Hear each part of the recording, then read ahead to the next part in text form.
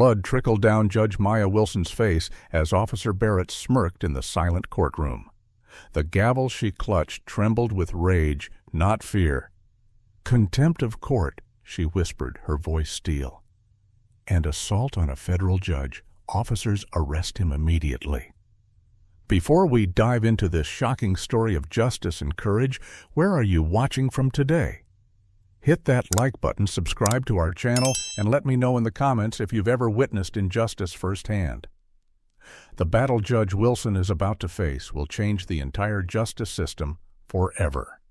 The Atlanta Federal Courthouse stood as a monument to justice, its marble columns gleaming under the Georgia sun as Judge Maya Wilson climbed the steps that Tuesday morning. At 42, Maya had earned her reputation as fair but tough, her keen intelligence and unwavering principles making her both respected and feared in legal circles. Today's case was particularly significant. A high-profile police brutality lawsuit that had captured national attention after video showed an officer using excessive force on an unarmed black teenager. The gallery was packed with journalists, activists, and curious citizens as Maya entered the courtroom, her black robe flowing behind her with an authority that quieted the murmurs instantly. Officer Ryan Barrett sat in the witness chair, his broad shoulders and close-cropped blonde hair giving him the appearance of military precision. At 38, he had served on the Atlanta police force for 15 years, currently testifying as a witness for his fellow officer accused of brutality. Maya studied Barrett's face as she began her questioning, noting the slight twitch in his jaw when she addressed him. "Officer Barrett, according to department records, you've worked alongside Officer Daniels for 8 years. Is that correct?" she asked, her voice calm and measured. Barrett's "Yes, Your Honor" came quick and confident, but Maya noticed his fingers tapping against his thigh. As Maya continued her questioning, she pressed into uncomfortable territory. "Officer Barrett, can you explain why your precinct has a 400% higher arrest rate for black citizens compared to white citizens in neighborhoods with similar crime statistics?" The courtroom tensed as Barrett shifted in his seat. "Statistics can be misleading, Your Honor. We go where the crime is." He responded, a defensive edge creeping into his voice. Maya referred to documents before her. "Yet your own department's internal audit suggests racial bias in stopping and searching practices. Can you address these findings?" Barrett's face flushed red as Maya continued pressing about specific incidents exposing contradictions in his previous statements. "With all due respect, Your Honor, I'm here about the Daniels case, not to defend the entire department," Barrett snapped. Maya remained composed. "Officer Barrett, establishing patterns of behavior is relevant to this case. Please answer the question." What happened next occurred so quickly, the court recorder barely captured it. Barrett's control shattered as he leapt to his feet, his face contorted with fury. "I'm not going to sit here and be lectured by some affirmative action appointment," he shouted, using racial slurs that gasped through the courtroom like poison. Before security could react, Barrett lunged across the space separating them, his fist connecting with Maya's face with a sickening crack. The courtroom erupted in chaos, screams, shouts, the thundering of feet, as security officers tackled Barrett to the ground. Cameras flashed in rapid succession, capturing the moment that would soon dominate every news outlet in America. Blood streaming from her split lip and cheekbone, Maya rose to her feet with remarkable composure. Her voice cut through the pandemonium, steady and resolute as she pressed a tissue to her bleeding face. "Officer Ryan Barrett, you are held in contempt of court and charged with assaulting a federal judge.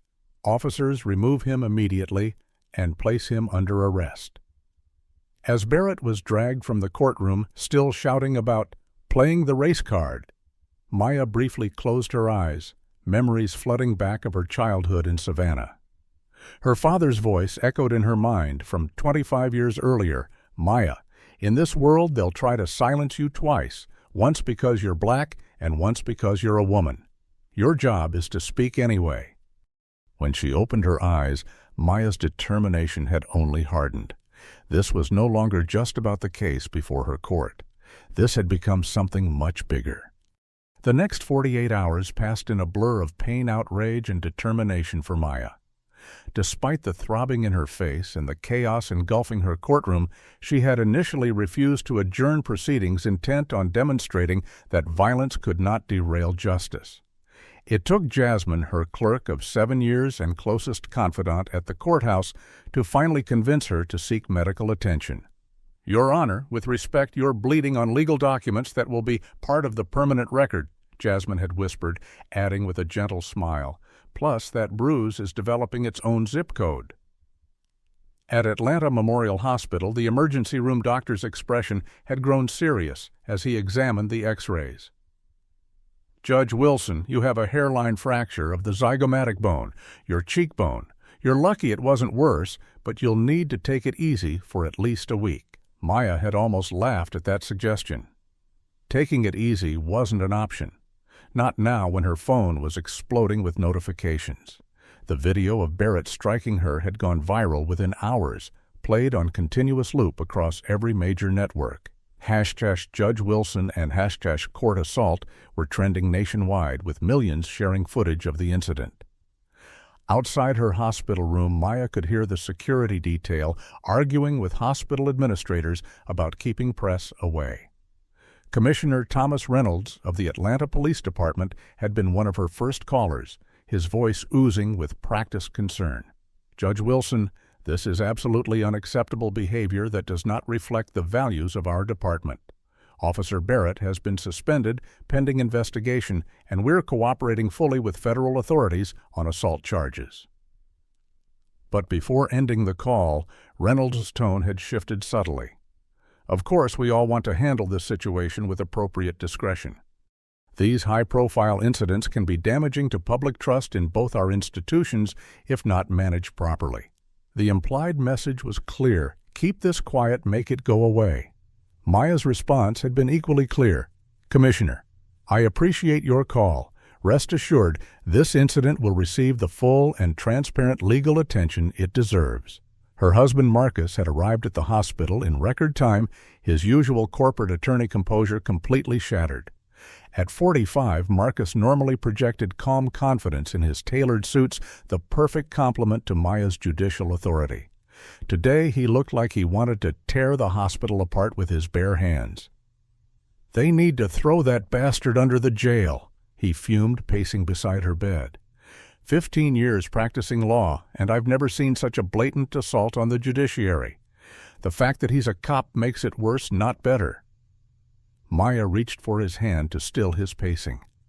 "Marcus, I need you calm right now.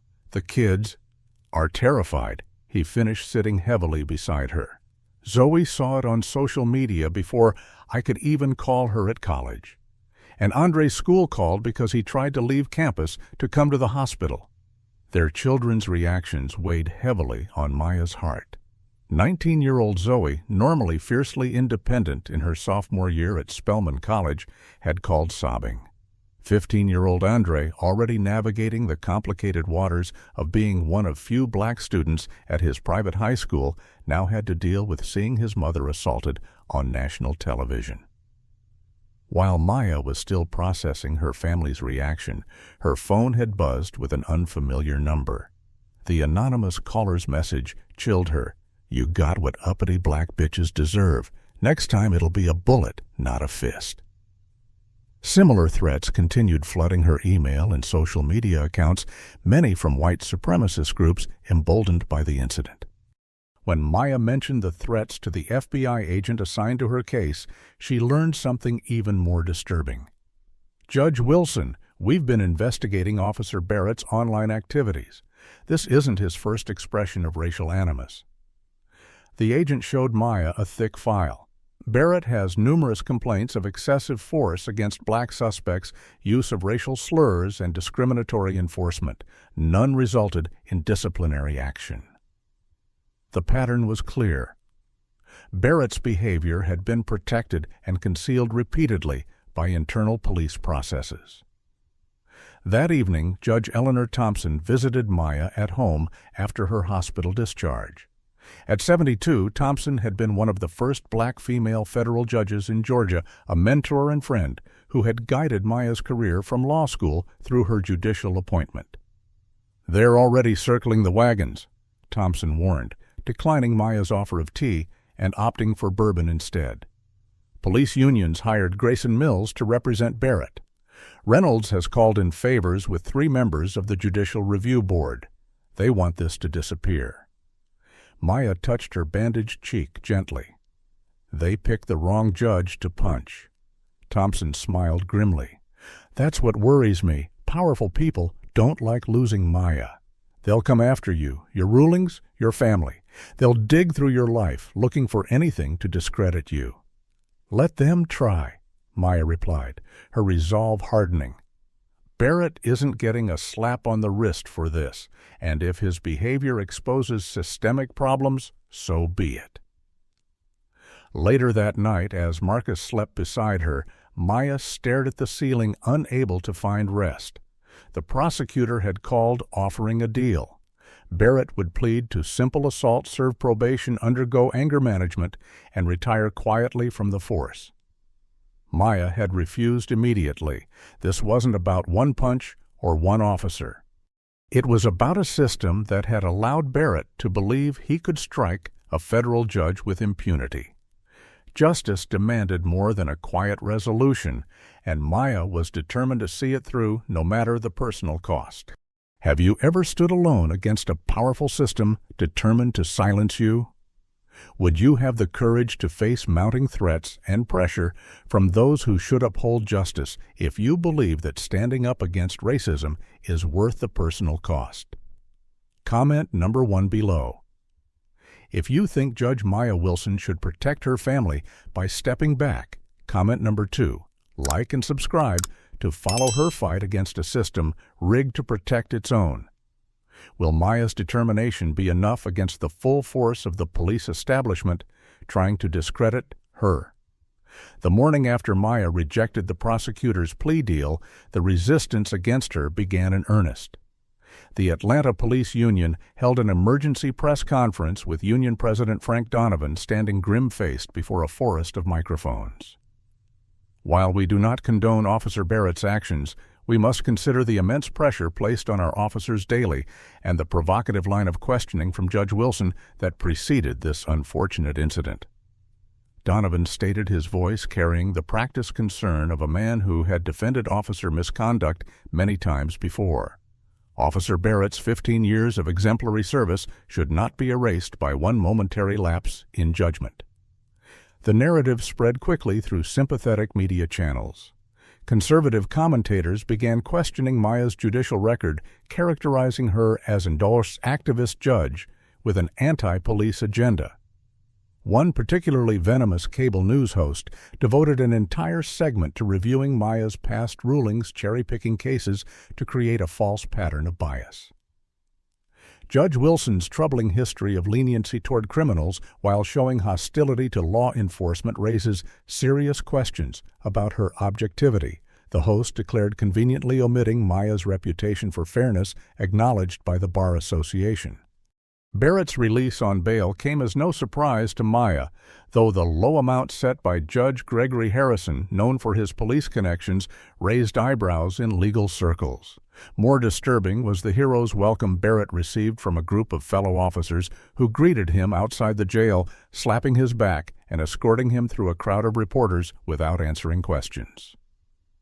Despite the mounting pressure and increasing security concerns, Maya refused to recuse herself from the original police brutality case that had triggered Barrett's assault. The integrity of our judicial system requires that judges cannot be intimidated from performing their duties, she stated firmly to Chief Judge Harriman when he suggested reassignment might be prudent. Allowing violence to disrupt court proceedings sets a dangerous precedent. The pressure extended beyond professional circles. Anonymous police sources began leaking misleading information about Maya's personal life to tabloid outlets. False stories appeared claiming everything from marital problems to financial improprieties. Maya's children faced the brunt of social media harassment. Zoe called from college in tears after finding her dorm room door vandalized with racial slurs. Andre came home from basketball practice with a black eye after a teammate whose father was a police officer had taunted him about his criminal-loving mother. The situation grew more alarming when Marcus noticed an unmarked car parked across from their home for 3 consecutive nights. When confronted, the men inside flashed police badges but refused to identify themselves or their purpose. "They're trying to intimidate us," Marcus argued during a tense conversation in their kitchen, keeping his voice low, though the children were asleep. "The department is sending a message. You need to step back from this, Maya. Think about Zoe and Andre." Maya pressed her palms flat against the counter, fighting to maintain her composure. "If I back down, what message does that send to our children? That justice only applies until someone powerful objects, that we should accept being treated as lesser?" Their argument was interrupted by breaking news on the television they'd left on in the living room. Barrett's wife, Sarah, blonde and tearful, was giving her first interview. "Ryan is a dedicated officer who's given everything to protect this community," she sobbed to the sympathetic interviewer. "One mistake shouldn't erase 15 years of service. Judge Wilson seems determined to destroy our family for political reasons." Maya muted the television, her expression hardening. "They're using every play in the book to control the narrative." The next morning brought an unexpected development. A young black police officer named Darnell Washington requested a private meeting with Maya through proper channels, insisting it was about evidence relevant to Barrett's case. Maya arranged the meeting at the federal courthouse with her attorney present. Washington, barely 30 and visibly nervous, placed a flash drive on the table between them. "This contains body cam footage and precinct recordings that show Officer Barrett's pattern of behavior," he explained, his voice barely above a whisper. "There's a group of officers in our precinct who call themselves the Old Guard. They target black suspects, plant evidence, and cover for each other. Barrett's one of their leaders." The evidence was damning. Footage of Barrett using racial slurs during arrests, bragging about excessive force, and discussing ways to manipulate reports to justify misconduct. One recording captured Barrett specifically ranting about Maya weeks before the court incident, using language that suggested the assault was premeditated rather than a spontaneous outburst. "Why are you bringing this forward?" Maya asked Washington, studying his face. "Your career will be over." Washington met her gaze steadily. "My grandfather marched with Dr. King. He didn't risk getting beaten by police so I could stand by and watch the same racism wear a badge. This isn't what I signed up for." Washington's courage came with immediate consequences. That evening he called Maya from the hospital. He'd been assigned to patrol a notoriously dangerous neighborhood alone against department protocol. When he called for backup during a potentially violent situation, no officers responded for 20 minutes. "They're sending a message," Washington said, his voice tight with pain from a dislocated shoulder sustained in the incident. Maya arranged federal protection for Washington through connections at the U.S. Marshals Service, creating an unexpected bond between the judge and the young officer who had risked everything for truth. As Washington recovered, he shared more details about the department's inner workings, painting a picture of systemic corruption that extended far beyond Barrett. Maya realized she wasn't just fighting one violent officer. She was challenging an entrenched culture protected by powerful figures throughout the city's power structure, and they were just beginning to show how far they would go to protect their own. The manila envelope arrived at Maya's chambers without passing through normal security protocols, immediately raising concerns. After bomb squad clearance confirmed it contained only papers, Maya opened it wearing gloves her clerk Jasmine, documenting every step. Inside lay a trove of documents that made Maya's blood run cold. Membership records connecting Officer Barrett to a white nationalist organization called the Guardians of Liberty, a group known for recruiting law enforcement officers.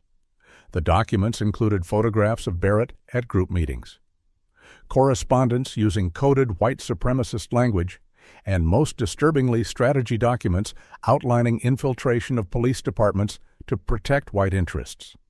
More shocking were internal police reports showing Barrett's involvement in covering up at least 3 incidents of excessive force against black suspects. In each case, Barrett had altered evidence, intimidated witnesses, or falsified reports to protect fellow officers. Notes in the margins written in what appeared to be Commissioner Reynolds' handwriting directed specific changes to findings. "Make this go away," one note read, beside a complaint that matched the case currently before Maya's court. The documents also revealed a connection Maya hadn't previously seen. James Williams, the victim in the police brutality case that had triggered Barrett's outburst, was the nephew of prominent civil rights attorney Elijah Williams, who had successfully sued the department 5 years earlier. The attack suddenly seemed less random and more retaliatory. Maya secured the documents in her office safe and called Marcus, who had been conducting his own investigation through corporate contacts. As a partner at Wilson & Gray, Atlanta's premier corporate law firm, Marcus had access to financial records that ordinary citizens couldn't easily obtain. "The police union has been making substantial donations to judicial campaigns," Marcus told her, his voice tight with controlled anger, "including $50,000 to Judge Howard Phillips last year, right before he dismissed 3 police misconduct cases without explanation." The pieces were falling into place with disturbing clarity. Maya arranged a meeting with Judge Phillips, ostensibly to discuss court administrative matters. Phillips, 62 and perpetually sunburned from weekends on his boat, welcomed her into his chambers with false joviality that didn't reach his small, calculating eyes. "Maya, good to see you up and about. Nasty business with that officer. Hope you're putting it behind you." Maya maintained a neutral expression as she placed evidence of the financial transactions on his desk. "I'd like to discuss these donations, Howard, and the subsequent dismissals of cases against officers from precincts connected to these funds." Phillips' friendly demeanor evaporated instantly. "Careful, Maya, you're wandering into dangerous territory based on circumstantial connections." His voice lowered to a threatening whisper. "Think about your beautiful children. Think about your husband's thriving practice. Think about that federal appellate seat you've been shortlisted for. All that can disappear so easily." Maya held his gaze steadily. "Are you threatening a federal judge?" "Howard?" Phillips leaned back, his smile returning, though it remained cold. "Just offering friendly advice from someone who understands how the system works. Barrett's a hothead who stepped out of line, but disturbing the larger arrangement benefits no one, certainly not your family." Maya left the meeting with absolute certainty that the corruption extended throughout the judicial system. Her suspicions were confirmed when Jasmine discovered evidence in the original police brutality case had been tampered with. Key testimony from witnesses supporting the victim's account had been removed from court records. The court clerk responsible reported directly to Judge Phillips. That evening, Maya returned home to find her front door broken open and racist slurs spray-painted across her living room walls. Family photos had been smashed, furniture slashed, and a crude drawing of a noose left on her bed. Andre found the vandalism first, calling his parents in a panic. By the time Maya and Marcus arrived, their son was sitting on the front steps, shaking with a combination of fear and rage. Zoe arrived from college shortly after having driven 90 minutes in tears after Andre called her. "We can't stay here," Marcus insisted, as police officers whom Maya couldn't help but view with suspicion moved through their violated home collecting evidence. "We need to go somewhere safe until this is resolved." "That's exactly what they want," Maya argued. "They want us to run to hide, to back down." Their whispered argument escalated until Zoe interrupted, her voice breaking. "Mom, they were in our house. They were in my room. They touched my things." The vulnerability in her daughter's voice pierced Maya's resolve. Protecting her principles couldn't come at the expense of her children's safety. "We'll stay with Uncle James temporarily," she conceded to Marcus, referring to his brother, who lived in a gated community in Buckhead. "But I'm not backing down from this case." That night, after the children had finally fallen asleep in their temporary bedrooms, Maya set up her laptop in her brother-in-law's guest room and made a decision that would change everything. She had secretly recorded her conversation with Judge Phillips, capturing his veiled threats. Though recording without consent was legally questionable, the evidence of judicial corruption was too significant to ignore. She encrypted the file and sent it to 3 trusted contacts: her former law professor at Howard University, a journalist known for uncompromising integrity, and the FBI agent investigating Barrett's assault. The next morning, an unmarked envelope was delivered to Marcus at his office. Inside was a printed schedule of Zoe's classes at Spellman Andre's basketball practice times and a note, "Accidents happen every day." The message was clear. Someone had been watching her children closely enough to know their every movement. The personal cost of pursuing justice was becoming terrifyingly real. The safe house in the Virginia countryside felt like exile to Maya. The modest farmhouse, officially designated for protected witnesses in federal cases, sat nestled among rolling hills 50 miles outside Washington, D.C., its isolation both comforting and oppressive. After the threat against her children, Maya had finally accepted U.S. Marshal protection, the family hastily packing essential belongings before being escorted under cover of darkness to this remote location. Maya stood at the kitchen window watching Andre half-heartedly shoot baskets on the dirt court behind the house. At 15, her son had grown 3 inches in the past year, his lanky frame and thoughtful eyes reminding her so much of Marcus at that age. But the carefree spirit that had always characterized Andre was diminishing daily in this forced seclusion. He hadn't complained once about missing school friends or his beloved basketball team. His silence on these matters somehow more concerning than if he'd protested. Marshal Daniela Rodriguez approached, offering a mug of coffee. "Judge Wilson, we've received updates from Atlanta. Officer Barrett gave another interview this morning." Maya accepted the coffee with a nod, unsurprised by the news. Barrett had been making regular media appearances, portraying himself as the scapegoat for larger systemic issues in policing. "I reacted poorly in a tense moment," he had told a sympathetic interviewer yesterday, "but I'm being crucified while the real problems go unaddressed." The transparent attempt to reframe himself as a victim might have been laughable if it weren't gaining traction with certain segments of the public. Maya's phone buzzed with a text from Marcus. "Meeting running late. Important developments. Call when you can." The strain in their marriage had grown alongside the case. Marcus had taken emergency leave from his firm, working remotely to coordinate their legal strategy, but his patience with Maya's unwavering stance was wearing thin. Their last argument still echoed in her mind. "You're putting principles above our family's safety," he had shouted uncharacteristically, losing his composure after another threat had been intercepted by the marshals.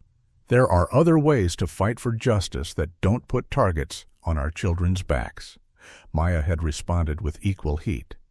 "What lesson am I teaching them if I show that threats and intimidation work? That powerful people can assault a judge in open court and escape consequences because they have connections." They had reached an uneasy truce, but the fundamental tension remained unresolved. Before Maya could call Marcus back, her mother Grace phoned from Atlanta. At 68, Grace Wilson remained a force of nature, refusing marshal protection and continuing her work at the community center she had founded 30 years ago. "Maya, baby, you need to turn on the news," Grace said without preamble, her voice unusually strained. The tone alarmed Maya instantly. "What's happened?" "It's that Barrett man. He's named you in a civil lawsuit, claiming judicial misconduct and creating a hostile courtroom environment. He's seeking millions in damages for emotional distress and damage to his reputation. The sheer audacity of Barrett suing her after assaulting her in open court left Maya momentarily speechless. As she fumbled for the remote control, her mother's breathing changed, becoming shallow and labored. "Mom, are you all right?" Maya asked, instantly alert to the change. "Just need to sit down for a minute." Grace managed before the phone clattered to the floor. Maya heard voices in the background, then a stranger came on the line. "Ma'am, your mother appears to be having chest pains. We're calling an ambulance." The next 6 hours passed in a blur of panic and helplessness. Maya paced the safe house while Marshal Rodriguez worked to get updates on Grace's condition. Finally, the call came. Grace had suffered a stress-induced heart attack, but was stable at Atlanta Memorial. Maya immediately insisted on returning to Atlanta, overriding security concerns. "My mother nearly died. I need to be there." By midnight, Maya sat beside her mother's hospital bed, holding her frail hand while monitors beeped steadily in the background. Grace's skin, usually warm brown and vibrant despite her age, looked ashen against the white hospital sheets. "Don't you dare blame yourself for this, Maya Josephine," Grace whispered when she woke to find her daughter there, using Maya's middle name as she always did when making an important point. "My heart's been giving me trouble for years, nothing to do with your case." But Maya couldn't help feeling responsible. As she sat in the dimly lit hospital room, memories flooded back of her childhood in Savannah. Her father, a civil rights attorney, teaching her about justice, while Grace ensured she never forgot her community roots. She remembered the racism she'd faced in law school, being the only black woman in most of her classes at Harvard, professors assuming she was there through affirmative action rather than perfect LSAT scores and undergraduate honors. She recalled the early days of her career, opposing counsel addressing questions to her male colleagues, even when she was lead attorney, judges calling her aggressive for behaviors they praised in white male attorneys.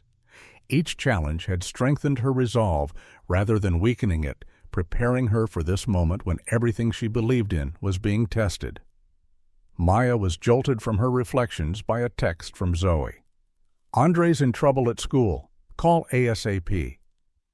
With Grace sleeping peacefully, Maya stepped into the hallway to call her daughter. After returning to Atlanta, they had attempted to resume some normalcy with the children returning to school under Marshal supervision. The decision had clearly backfired. "These boys cornered Andre in the locker room," Zoe explained, her voice tight with anger. "Their dads are cops. They called him terrible things, said his mom was destroying the police department.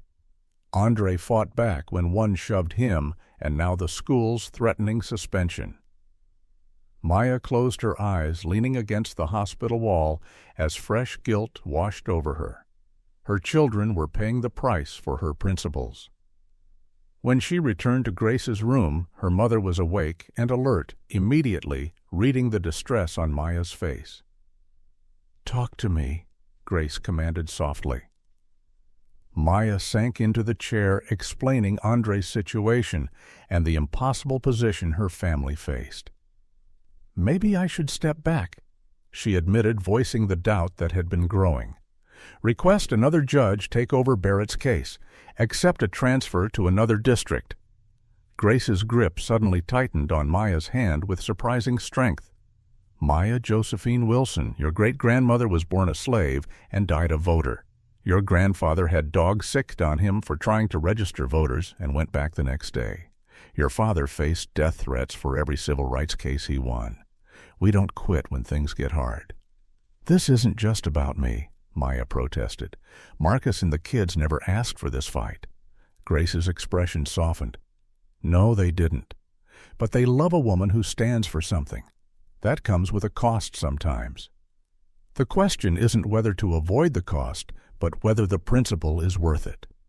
Before Maya could respond, her phone rang, Judge Eleanor Thompson calling at an unusual hour. "Maya, I need to tell you something," Thompson said without preamble when Maya answered. 30 years ago I faced a similar situation. A police corruption case with threats, intimidation, my family terrified. I compromised, let a deal go through that I knew was unjust. It protected my family, but something inside me never recovered. I've regretted it every day since. The confession from her mentor, always so uncompromising and principled, stunned Maya into silence. "Whatever you decide, make sure you can live with it," Thompson continued. "Not just tomorrow, but 20 years from now, when your children ask what you did when it mattered most." After ending the call, Maya sat beside her sleeping mother, weighing impossible choices between family safety and justice. The decision crystallized when Commissioner Reynolds called the next morning, his tone falsely solicitous. "Judge Wilson, in light of recent events, I wanted to personally inform you that I've spoken with contacts in Washington. There is an opening on the Federal Appeals Court that would be perfect for someone with your qualifications, a fresh start away from these unfortunate Atlanta controversies." The implication couldn't have been clearer. A prestigious promotion in exchange for dropping the pursuit of Barrett and the wider corruption. The bribe disguised as opportunity revealed just how far up the corruption reached and how desperate they were becoming. Maya ended the call with a non-committal response, but her decision was made. She would see this through, whatever the cost. She had to find a way to protect her family while pursuing justice, not one at the expense of the other. The path forward would require extraordinary courage, not just from her, but from her entire family. Would you risk everything to stand against a corrupt system, even when the odds seem impossible? Has there been a moment in your life when you had to choose between what was easy and what was right? Comment number 1. If you believe Judge Wilson should continue her fight despite the mounting personal cost.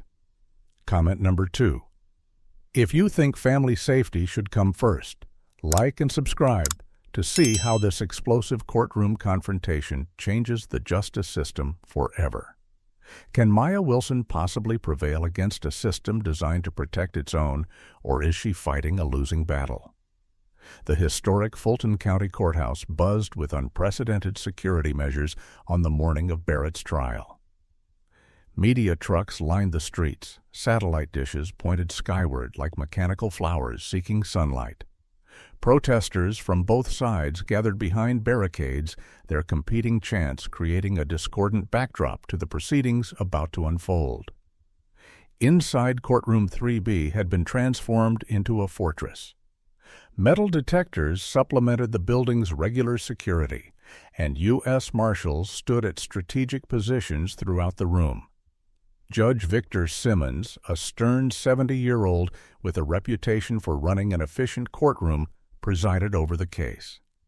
Maya sat beside the federal prosecutor, technically present as the victim, but also there to ensure justice was properly pursued. Barrett entered flanked by his defense team, headed by renowned attorney Lawrence Grayson, known for his theatrical courtroom style and uncanny ability to get law enforcement officers acquitted of misconduct charges. Barrett had undergone a striking transformation since his last court appearance. Gone was the aggressive, intimidating officer who had assaulted Maya. Today, he wore a conservative navy suit, his hair freshly cut, a respectful expression carefully arranged on his face. The performance continued as Grayson delivered his opening statement, portraying Barrett as a dedicated public servant, momentarily overwhelmed by stress and provocation.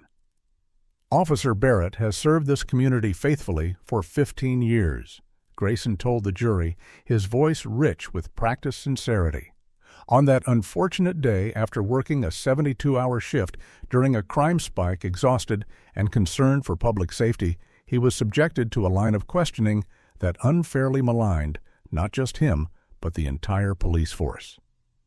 Maya watched the jury's faces as Grayson continued, noting with concern how several nodded, along with his characterization of events. The prosecution presented its case methodically, showing the courtroom video of the assault from multiple angles. The evidence seemed irrefutable. Barrett clearly losing control, lunging across the courtroom, striking Maya with a closed fist. Medical experts testified about Maya's injuries, presenting x-rays of her fractured cheekbone. But Grayson chipped away at the narrative during cross-examination, introducing irrelevant questions about Maya's previous rulings in police cases, implying bias despite the judge sustaining objections.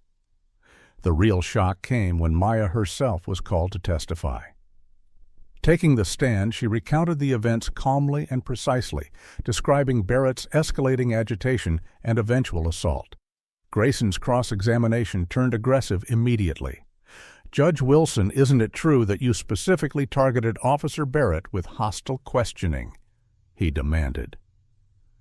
"I questioned him appropriately about relevant matters before the court," Maya responded evenly.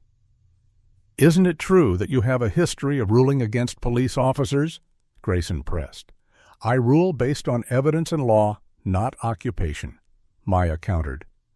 "Records show you've ruled against officers in 73% of cases before you." "That suggests a pattern, doesn't it?" The prosecutor objected, but the damage was done.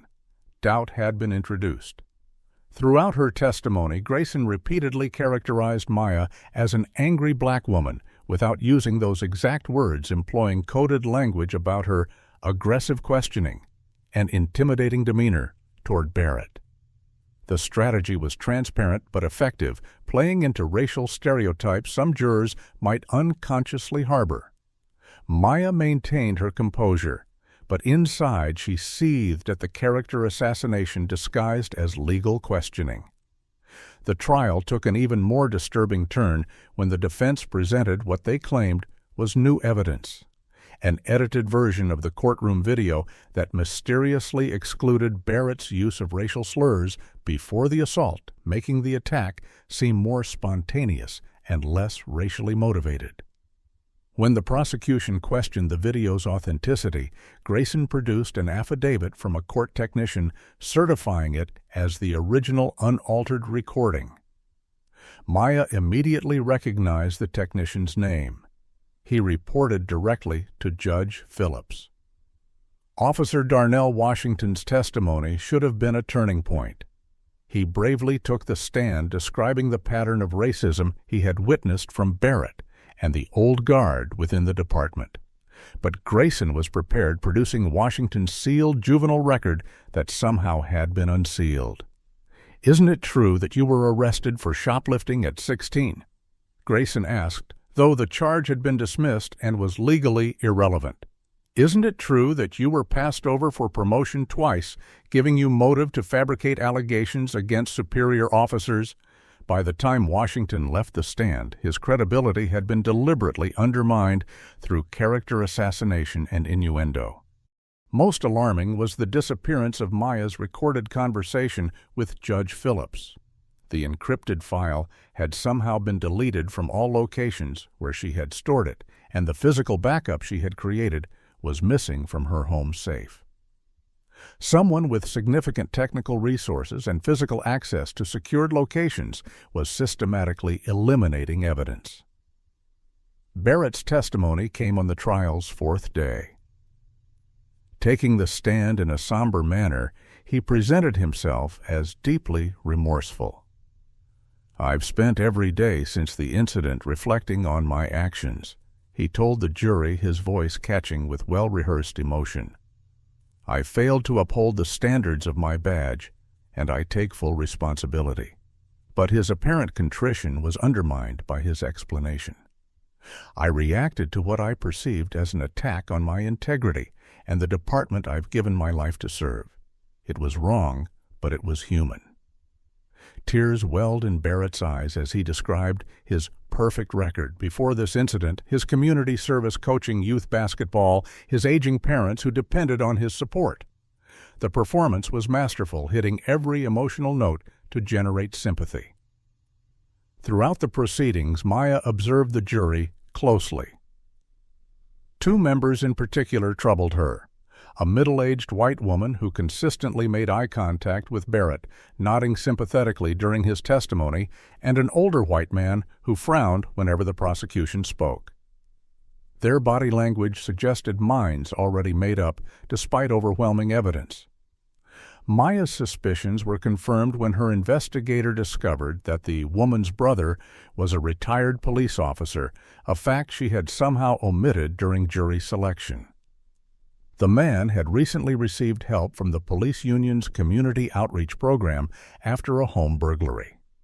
Neither connection had been disclosed, suggesting deliberate jury tampering. Judge Simmons, who had connections to the police union through his son-in-law, consistently ruled in favor of defense objections while holding the prosecution to exacting standards. When the prosecutor attempted to introduce evidence of Barrett's white nationalist connections, Simmons excluded it as prejudicial and more irrelevant to the specific incident. After 7 days of testimony, the jury received the case.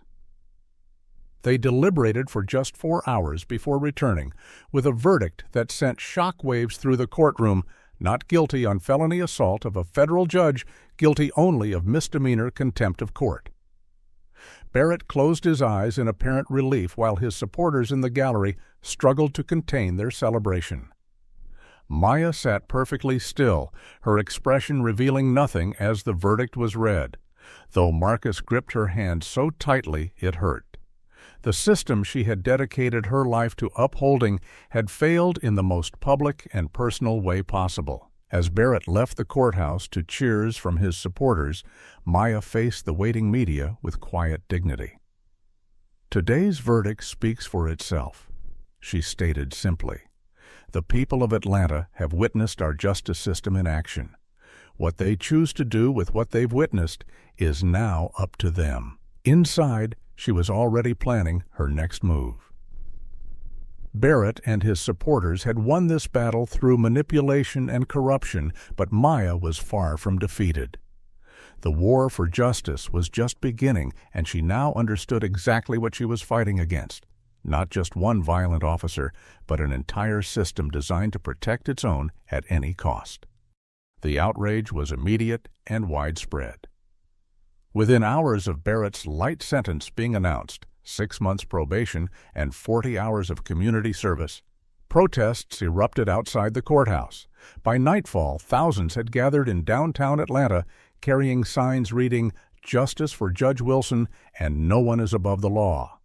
Social media exploded with the hashtag Judge Wilson Matters, as the video of Barrett's assault was shared millions of times alongside the shocking verdict. Maya recognized that public sentiment had shifted dramatically in her favor. The prosecution's failure had inadvertently exposed the systemic corruption more effectively than a conviction might have. People who had never considered themselves activists were suddenly questioning a system that could allow such an obvious miscarriage of justice. From her temporary office in the federal building, secured after threats made, returning to her regular chambers unsafe, Maya began implementing the strategy she had been developing since Barrett's true connections were revealed. "The state court failed, but we have federal options," she explained to Marcus and her newly assembled legal team. "Barrett's actions constitute civil rights violations under federal law. The Department of Justice has jurisdiction independent of local authorities." Maya had spent the weekend preparing a comprehensive brief documenting how Barrett's assault, motivated by racial animus and designed to intimidate a federal judge, violated multiple federal statutes. She had already spoken with the U.S. Attorney for the Northern District of Georgia, who agreed the case warranted federal intervention. "They thought the verdict would be the end," Maya told her team. "They don't realize it's just the beginning." Maya strategically used media attention to educate the public about the broader implications of the case. In a carefully worded interview with a respected national news program, she shifted focus from her personal experience to the systemic issues it revealed. When an officer believes he can assault a federal judge in open court because of racial animus, we must ask what happens in situations without cameras, without witnesses, without the victim having the protection of federal authority. This case is about every citizen's right to equal protection under the law. Her measured tone and focus on constitutional principles rather than personal grievance earned widespread respect, making it difficult for opponents to dismiss her as seeking revenge. The interview was viewed 20 million times within 24 hours. Meanwhile, District Attorney Vanessa Clark, a reform-minded prosecutor recently elected on a platform of police accountability, reached out to Maya. "The corruption goes beyond Barrett," Clark confirmed in a private meeting secured against surveillance. "My office has been building cases against several officers, but we've hit roadblocks at every turn. Evidence disappearing witnesses, changing statements, judges dismissing charges on technicalities." The two women formed an unprecedented alliance, sharing resources and information while maintaining official separation to protect their respective investigations. Maya's children, initially traumatized by the threats and disruption, found their own ways to engage with the fight. 19-year-old Zoe, inspired by her mother's resilience, organized a student walkout at Spelman College that spread to other Atlanta University Center institutions, bringing 5,000 students to the steps of the courthouse demanding judicial accountability. 15-year-old Andre, after initially withdrawing from the stress, found his voice through a spoken-word performance about justice that went viral after a school talent show. "My mother stands when others sit, speaks when others stay silent," his performance concluded. "What will you do when injustice comes to your door?" The family that had been strained by the ordeal began to find new strength in their shared purpose. Marcus initially focused primarily on their safety, leveraged his corporate connections to apply pressure where it mattered most. As senior partner at Wilson & Gray, he represented several major corporations headquartered in Atlanta. In private meetings with CEOs, he raised concerns about how the corruption scandal could affect the city's business reputation. Atlanta can't position itself as a world-class business destination while allowing this level of corruption in its justice system, he argued effectively. Within days, several prominent business leaders had expressed concerns to the mayor about the handling of the Barrett case. The pressure began yielding results. Anonymous police officers disgusted by Barrett's actions, and the department's response started coming forward with evidence of systemic racism within certain precincts. One veteran officer provided documentation of an unofficial quota system targeting black neighborhoods for minor violations. Another revealed text messages showing certain officers referring to black suspects in dehumanizing terms. A third provided evidence that excessive force complaints by black citizens were routinely buried without investigation. Barrett's victory celebration proved short-lived. Believing himself untouchable after the acquittal, he joined fellow officers at a popular police bar to celebrate. Unknown to him, a server disturbed by his boasting recorded his conversation on her phone. "The system works for those who work it," Barrett could be heard saying between drinks. "That uppity judge thought she could put me in my place, but I showed her who really runs this city." The recording, released anonymously to media outlets, instantly changed public perception. Even those who had given Barrett the benefit of doubt could no longer ignore his explicitly racial motivations and lack of remorse. The FBI's investigation, which had been proceeding quietly since the assault, accelerated after Barrett's recorded comments. Agents executed search warrants on Barrett's home vehicles and electronic devices, uncovering extensive evidence of his white nationalist connections and communications with other officers about targeting black citizens. Most damning was a text message sent the morning before the assault, timed to teach Judge Wilson about respecting the badge. "Court today will be interesting." The evidence of premeditation transformed the case from an impulsive act to a calculated crime. Simultaneously, Maya faced her own challenge, a disciplinary hearing before the Judicial Review Board orchestrated by judges connected to the corruption she was exposing. The charges, based on dubious claims of bias and unprofessional conduct, were clearly retaliatory. Rather than fighting the proceedings privately, Maya insisted they be open to the public, turning a potential liability into another opportunity to expose corruption. "If questioning racial bias in policing constitutes judicial misconduct," she stated calmly to the review board, "then I suggest we examine what constitutes justice in this country." The hearing, intended to silence her, instead became a powerful platform amplifying her message. The dam finally broke when federal agents acting on evidence provided by Maya and District Attorney Clark raided the offices of the police union and Judge Phillips' home simultaneously. The raids uncovered financial records documenting payments to judges, prosecutors, and city officials in exchange for favorable treatment in misconduct cases. The conspiracy Maya had been fighting was now exposed in undeniable detail, confirming everything she had alleged and more. As public outrage grew and federal indictments seemed imminent, Barrett's confidence finally cracked. Facing potential federal charges, carrying decades in prison, he contacted prosecutors offering to testify against higher-ranking officials in exchange for immunity. The officer who had struck a federal judge in open court was now scrambling to save himself by revealing the corruption that had emboldened his actions in the first place. Maya had turned her personal trauma into a catalyst for systemic change, transforming from victim to the architect of a reckoning long overdue in Atlanta's justice system. But as more powerful figures became implicated, the danger to Maya and her family escalated to unprecedented levels.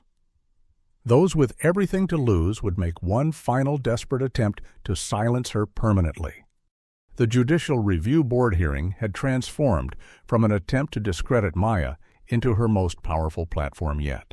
Seated before the panel of 7 judges, Maya presented her defense with the same precision and eloquence that had made her reputation in the courtroom.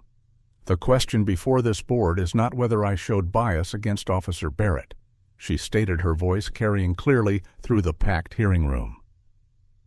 "The question is whether judges have a duty to challenge testimony that appears inconsistent, evasive, or demonstrably false, regardless of who delivers that testimony." Maya methodically presented evidence of Barrett's contradictory statements before her court, demonstrating how her questioning had been appropriate and necessary. She then addressed the broader context. When an officer with documented racial bias appears before a black judge and responds to legitimate questioning with violence, we cannot examine that incident in isolation. We must consider the systems that emboldened such an action. The hearing had drawn national attention, with civil rights leaders from across the country traveling to Atlanta in support. Reverend James Wallace, a legendary figure from the 1960s movement now in his 80s, sat in the front row. Dr. Ayanna Roberts, president of the National Bar Association, had flown in from Washington specifically to witness the proceedings. Their presence transformed what might have been a bureaucratic procedure into a historic confrontation between old power structures and demands for accountability. As Maya concluded her defense, the atmosphere in the room shifted perceptibly. 2 members of the review board, both women, exchanged glances that suggested Maya's arguments had resonated. Even Judge Harrington, initially hostile, appeared troubled by the evidence presented. Before the board could deliberate, their proceedings were interrupted by breaking news that sent shockwaves through the judicial community. FBI agents were simultaneously raiding the police union headquarters and Judge Howard Phillips' home, executing search warrants related to corruption charges. Live helicopter footage showed agents carrying boxes of documents and computer equipment from both locations. Within hours, the first revelations from those raids began emerging.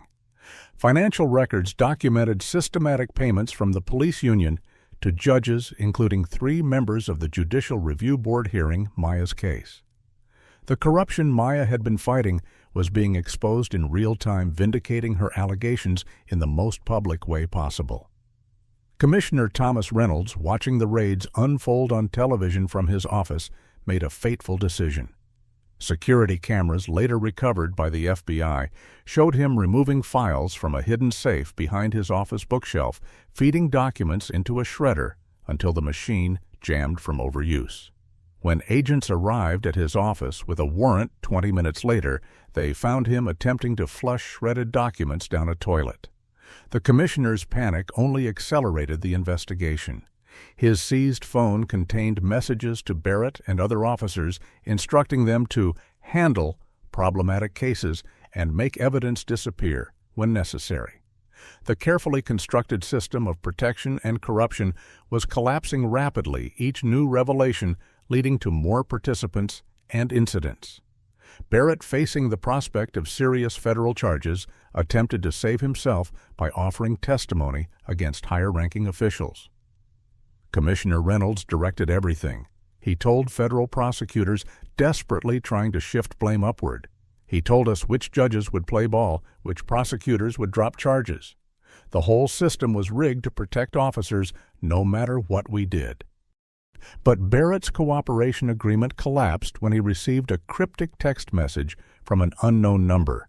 Remember your oath to the old guard, silence or consequences. Terrified, Barrett immediately stopped providing information willing to face prison rather than the retribution of his former colleagues. The most shocking development came when Judge Phillips was found dead in his Buckhead mansion, a single gunshot wound to his head, and a handwritten note beside him reading simply, "I cannot face what comes next." The apparent suicide of a sitting judge implicated in corruption sent tremors through Atlanta's power structure. Other participants in the corrupt system began seeking deals, each revelation more damaging than the last. For Maya's family, the vindication brought both relief and renewed connection. Marcus, who had initially feared Maya's pursuit of justice would destroy their lives, now looked at his wife with a mixture of pride and awe. You saw what needed to be done when the rest of us just wanted safety. He admitted one evening, as they sat on their restored porch, security discreetly maintained by U.S. Marshals. You never stopped believing justice was possible. Their daughter Zoe, home from college for the weekend, had undergone her own transformation through the ordeal. "I'm changing my major to pre-law," she announced over dinner. "I watched what you did, Mom, how you used the law to fight when the system was against you. I want to learn to do that too." Andre, still processing the trauma of the past months, had found unexpected purpose through a documentary project at school interviewing students about their experiences with police. "My teacher says it could win national competitions." He shared a spark returning to his eyes that had been missing for too long. The FBI investigation expanded beyond Atlanta, revealing connections to similar corruption in police departments across multiple states. What had begun with one officer's assault on a judge had exposed a nationwide pattern of judicial manipulation evidence, tampering, and civil rights violations. Maya found herself increasingly consulted by the Department of Justice, her insights helping shape what was becoming the most significant police corruption investigation in decades.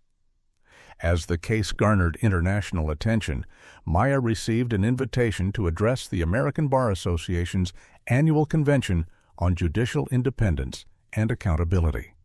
Standing before thousands of attorneys and judges from across the country, Maya spoke not of personal vindication, but of institutional responsibility. "The judiciary cannot function without public trust," she emphasized.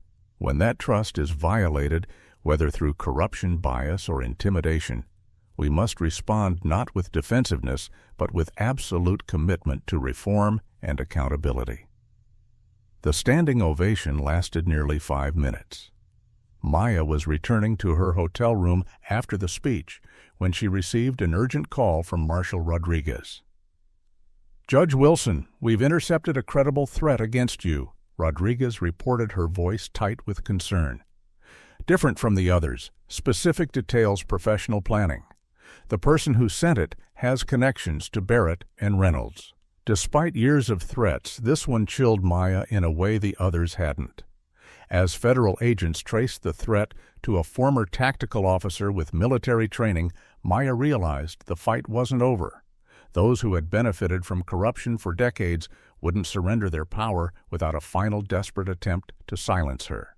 The reckoning had come for Atlanta's justice system, but Maya's most dangerous moment still lay ahead. The federal courthouse in Atlanta buzzed with anticipation as Maya prepared to preside over the final hearing in the police corruption case that had consumed the city for 18 months. Security was unprecedented. U.S. Marshals positioned throughout the building bomb-sniffing dogs, checking every entrance snipers on adjacent rooftops. The threat assessment remained severe despite dozens of arrests dismantling the corruption network. Maya adjusted her judicial robe in her chambers, the familiar weight of responsibility settling on her shoulders. Since the assault that had catalyzed this reckoning, 37 officers had been indicted, 5 judges removed from the bench, and countless cases of police misconduct reopened for proper adjudication. Today's hearing would formally accept the consent decree requiring federal oversight of the Atlanta Police Department for a minimum of 5 years. Marcus knocked gently before entering handsome in his charcoal suit, despite the lingering stiffness in his movements, a permanent reminder of what their family had sacrificed for justice. "The children are seated," he informed her with a smile that still made her heart skip after 20 years of marriage. "Front row as requested." Maya touched his face gently. "I couldn't have done any of this without you." "You would have found a way," he replied, catching her hand and kissing it. "But I'm glad I was there to see it happen." They walked together to the courtroom entrance where they would separate. Marcus to the family section, Maya to the bench. Neither noticed the maintenance worker watching them from the hallway, his uniform properly badged, but his eyes holding an unnatural intensity. The courtroom fell silent as Maya entered the gallery, rising in customary respect. She surveyed the packed room, journalists, community members, attorneys, and in the front row, Zoe and Andre, their faces shining with pride. "Please be seated," Maya instructed, settling behind the bench as the proceedings began. The Justice Department attorney presented the final consent decree terms explaining how the oversight would work to ensure accountability and reform. As the attorney concluded, Maya prepared to deliver her ruling accepting the agreement. The maintenance worker slipped quietly into the back of the courtroom, his hand moving inside his jacket toward the concealed weapon he had somehow smuggled through security. What happened next occurred so quickly that witnesses later gave contradictory accounts.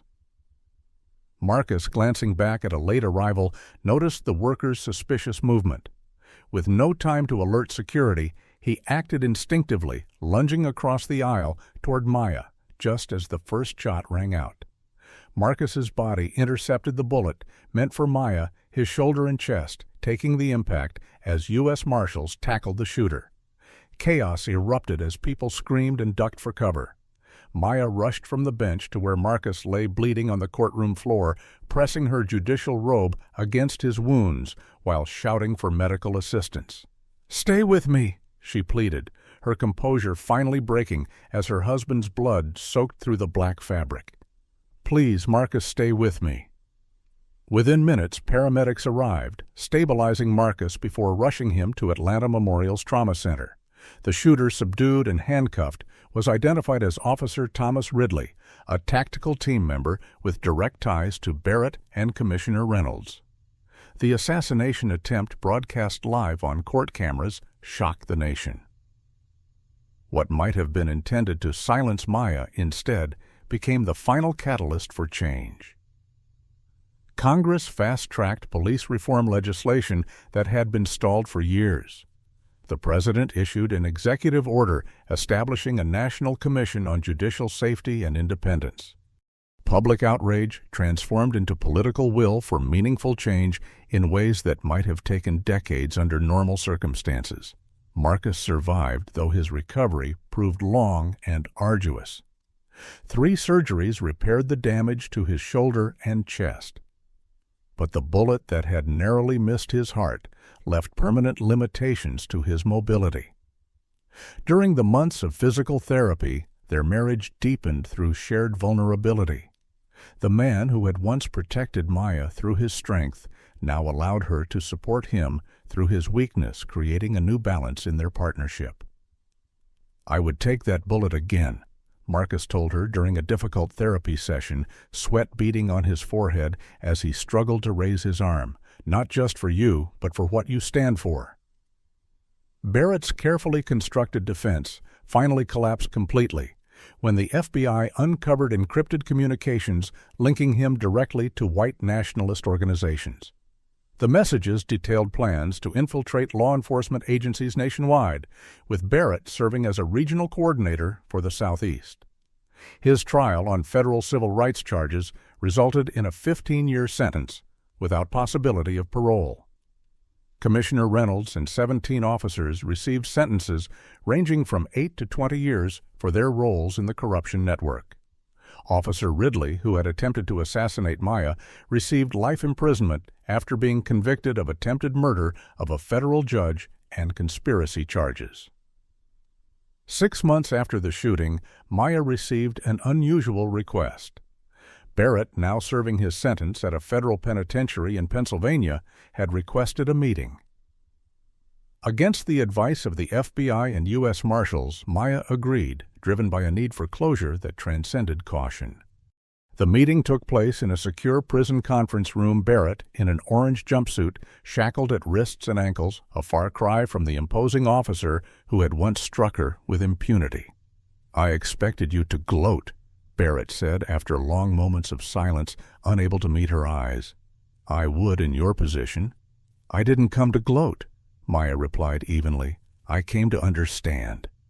Their conversation lasted nearly 2 hours, Barrett gradually revealing the path that had led him from a rookie officer with idealistic notions to a corrupt enforcer consumed by racial hatred.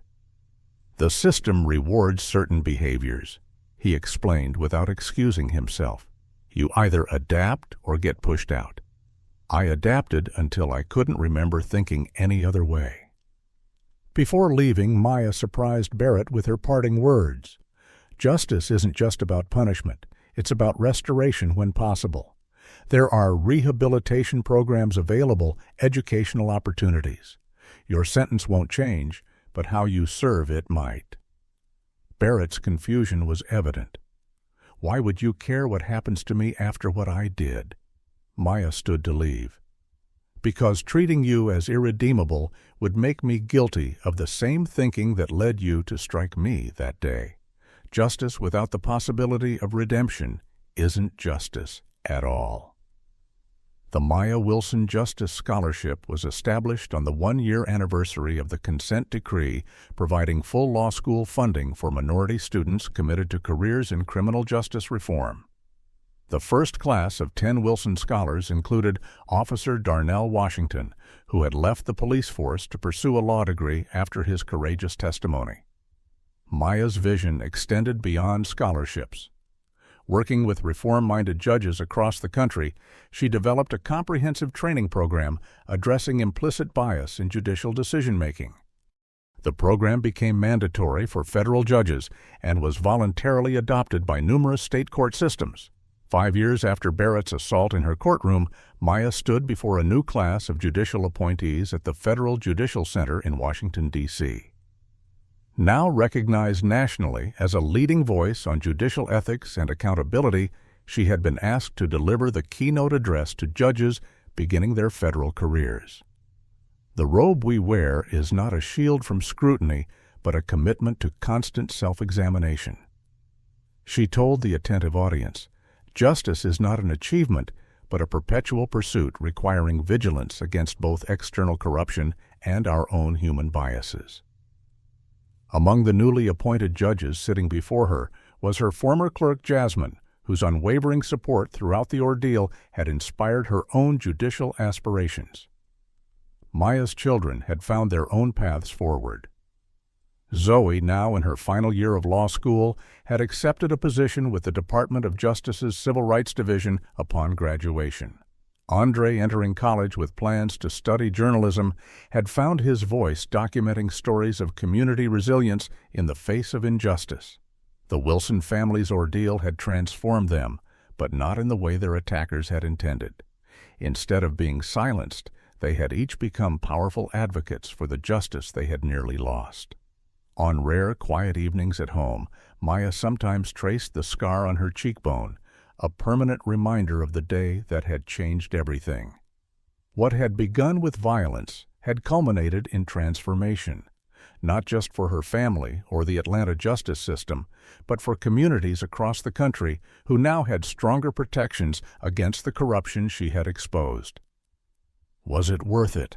Marcus asked one such evening, gently taking her hand away from the scar and holding it in his. The question encompassed everything: the pain, the fear, the sacrifices, the permanent changes to their lives. Maya thought of Barrett in prison, of Reynolds facing justice, of reformed police practices, of lives that would never be unjustly taken because of the changes they had fought for. "Yes, Tasaj," she answered simply. "It was worth it." What do you think about Judge Maya Wilson's journey from victim to champion of justice? Has her story inspired you to stand up against corruption or injustice in your own community? Comment below with your thoughts, and don't forget to like, subscribe, and share this video with someone who needs to hear this powerful message of courage and perseverance. Thank you for joining us for this incredible true story of how one woman's refusal to back down changed an entire justice system forever. Judge Maya Wilson's battle against systemic corruption teaches us that true justice requires unwavering courage in the face of intimidation. When confronted with racism and corruption, she chose to fight rather than retreat, demonstrating that individual integrity can catalyze institutional change. Her journey reveals how deeply racism can be embedded within systems of power, and how those systems protect their own at any cost. Yet it also shows that accountability is possible when brave individuals refuse to be silenced. Maya's story reminds us that justice isn't automatic. It must be actively pursued, often at great personal cost. The Wilson family demonstrates that standing for principles can strengthen rather than destroy relationships when values are shared. Most importantly, Maya's approach to Barrett in prison shows that true justice includes the possibility of redemption, not merely punishment. By fighting corruption while offering pathways to rehabilitation, she embodied the highest ideals of the justice system she fought to protect. Her legacy continues through those she inspired, her children, colleagues, and reform initiatives that will protect future generations from the injustice she confronted. What injustice in your community would you risk everything to fight against? Have you ever witnessed corruption and wondered if one person could really make a difference? Share your thoughts in the comments below. If Judge Wilson's courage inspired you, hit that like button to help more people discover her powerful story. Subscribe to our channel for more true stories of extraordinary individuals standing against racism and corruption in America. Don't forget to share this video with someone who needs a reminder that one person with unwavering principles can change an entire system. Thank you for joining us on this journey through one of the most shocking cases of judicial courage in recent history. Remember, in the face of injustice, your voice matters. Use it.